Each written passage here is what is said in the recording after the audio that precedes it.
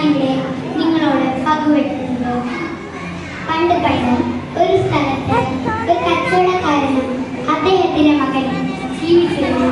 ഒരു ദിവസം കച്ചവടക്കാരൻ തന്റെ മകനെ അക്കാലത്തെ പ്രസിദ്ധനായ റാണിയുടെ അരികിലേക്ക് പറഞ്ഞു. എന്തിനാണെന്നോ സന്തോഷത്തിന്റെ രഹസ്യം അറിഞ്ഞു വരാൻ. അങ്ങനെ അവൻ 40 നാൾ മരുഭൂമിയിലൂടെ അലഞ്ഞു നടന്ന് അച്ഛൻ പറഞ്ഞ ആ ഗുരുവിന്റെ വാസസ്ഥലം കണ്ടുപിടിച്ചു. കുന്നിൻ മുകളിലുള്ള അതിമനോഹരമായ ഒരു കൊട്ടാരം. അവൻ അതിനുള്ളിലേക്ക് പ്രവേശിച്ചു. അവന്റെ സങ്കല്പത്തിലുണ്ടായിരുന്നത് അതിദിവ്യനായ സന്യാസിയായിരുന്നു. പക്ഷെ അവിടെ നല്ല തിരക്കും, പലതരത്തിലുള്ള ആളുകൾ വരുന്നു പോകുന്നു. അപ്പോഴാണ് ശ്രദ്ധിച്ചത്, ദൂരെ നിന്ന് ഓരോരുത്തരോടായി സംസാരിക്കുന്നുണ്ടായിരുന്നു. അങ്ങനെ 2 മണിക്കൂർ കഴിഞ്ഞ് ഗുരു അവന്റെ അടുത്തുമെത്തി. ഗുരു എത്തിയ പാടെ ചോദിച്ചു, നീ ഇവിടെ സന്തോഷത്തിന്റെ രഹസ്യം എന്താണെന്ന് അറിയാനല്ലേ വന്നത്? അവൻ അത്ഭുതപ്പെട്ടു പോയി. താൻ എന്തിനാണ് വന്നത് എന്ന് ഗുരു അറിഞ്ഞിരിക്കുന്നു. പക്ഷേ എനിക്കല്പം തിരക്കുണ്ട്. നീ എന്റെ ഈ കൊട്ടാരമൊക്കെ ഒന്ന് ചുറ്റിക്കണ്ടു വരൂ. 2 മണിക്കൂർ കഴിഞ്ഞ്. അങ്ങനെ അവൻ കൊട്ടാരം ചുറ്റിക്കാണാൻ പുറപ്പെട്ടപ്പോൾ ഗുരു അവനെ തടഞ്ഞു. നീ ഈ സ്പൂണും 2 തുള്ളി എണ്ണയും പിടിച്ചുകൊള്ളൂ. നീ നടക്കുമ്പോൾ താഴെ തുള്ളി പോകാതെ നോക്കണം.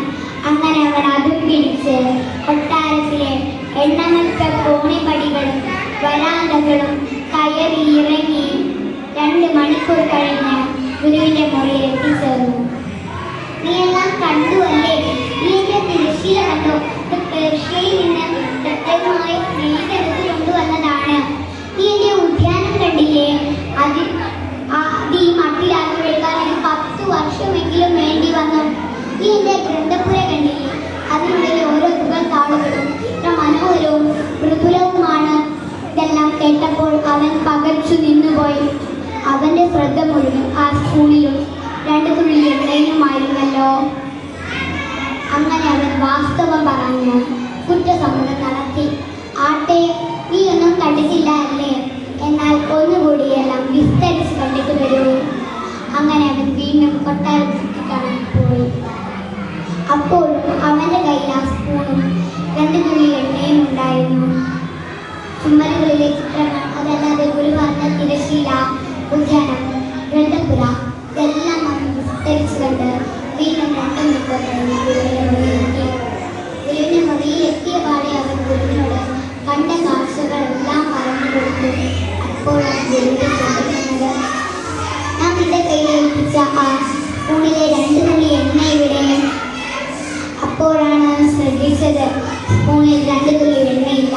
നിനക്ക് പഠിച്ചിരിക്കേണ്ട ഒറ്റ കാര്യമേ ഉള്ളൂ. ലോകത്തിലെ സുഖങ്ങളും സൗഭാഗ്യങ്ങളും നീ ആവോളം ആസ്വദിച്ചോളൂ. പക്ഷേ ആ കരണ്ടിയും 2 തുള്ളി എണ്ണയും നീ ഒരിക്കലും കൈവിടരുത്. ആ കരണ്ടിയും 2 തുള്ളി എണ്ണയും സൂചിപ്പിക്കുന്നത് സത്യവും ധർമ്മവും നീതിയുമാണെന്ന് ഓർമ്മിപ്പിച്ചു